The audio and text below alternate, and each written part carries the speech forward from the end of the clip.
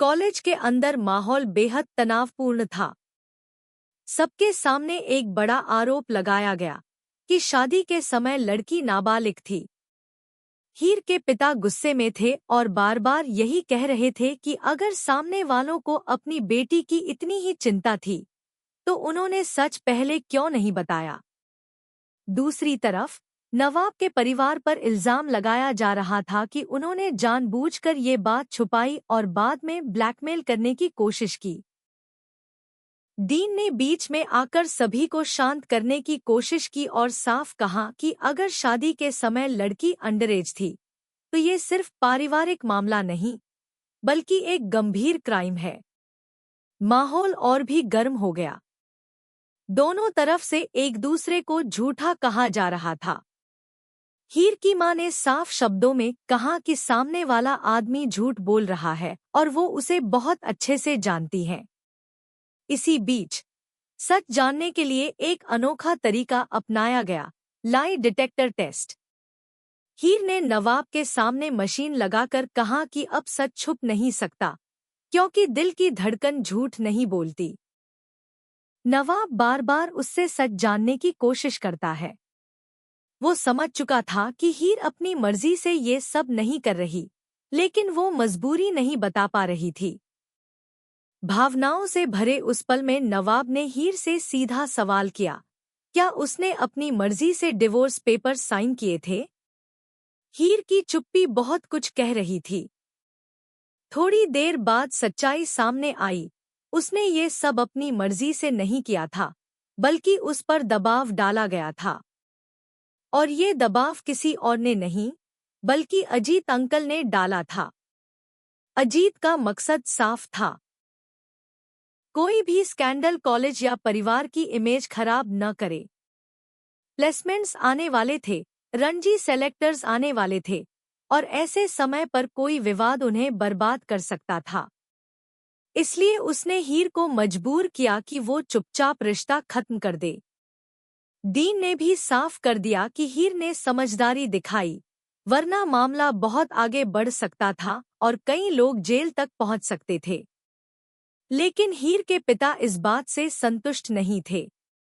उन्हें लग रहा था कि अमीर लोगों की बात सुनी जा रही है और गरीब की आवाज दबा दी गई है।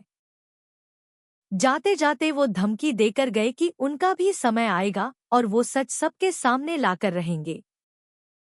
दूसरी तरफ नवाब और हीर की भावनाएं अभी भी जिंदा थी। दोनों एक दूसरे से दूर होकर भी एक दूसरे को भूल नहीं पा रहे थे। हीर बार बार कह रही थी कि अब कुछ नहीं हो सकता, लेकिन नवाब हार मानने वालों में से नहीं था।